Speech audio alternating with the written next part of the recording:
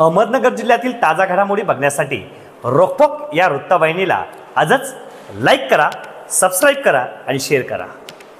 कोपरगाव शहर पोलीस ठाण्याचे नवे पोलीस निरीक्षक रामकृष्ण महादू कुंभार यांनी पदभार स्वीकारताच शहरात कायदा सुव्यवस्थेचा मजबूत अंमल सुरू केला आहे। पदभार घेतल्यानंतर अवघ्या काही दिवसातच त्यांनी अवैध व्यवसाय, बेशिस्त वाहनधारक आणि वाहतूक विनयभंग करणाऱ्यांवर धडक कारवाई करत शिस्त लावण्याचा निर्धार प्रत्यक्ष कृतीतून दाखवून दिला आहे।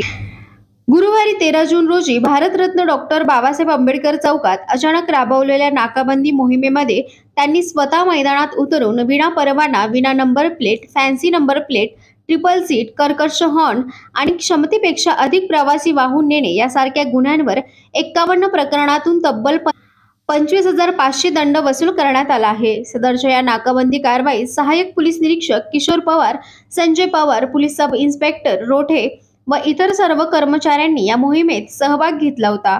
पोलीस निरीक्षक कुंभार यांची कार्यपद्धती शिस्तप्रिय असून त्यांनी यापूर्वी शिर्डी पोलीस ठाण्यातही उल्लेखनीय कारभार केला आहे। कोपरगाव शहरात दिवसेंदिवस वाढणाऱ्या वाहतूक बेशिस्तीवर नियंत्रण ठेवण्यासाठी त्यांची ही धडाडीची कार्यशैली स्थानिक नागरिकांत कौतुकास्पद ठरत आहे। नियम पाळा, नाहीतर कारवाईला सामोरे जा, असा स्पष्ट संदेश पोलीस निरीक्षक कुंभार यांनी या मोहिमेद्वारे शहरवासियांना दिला आहे।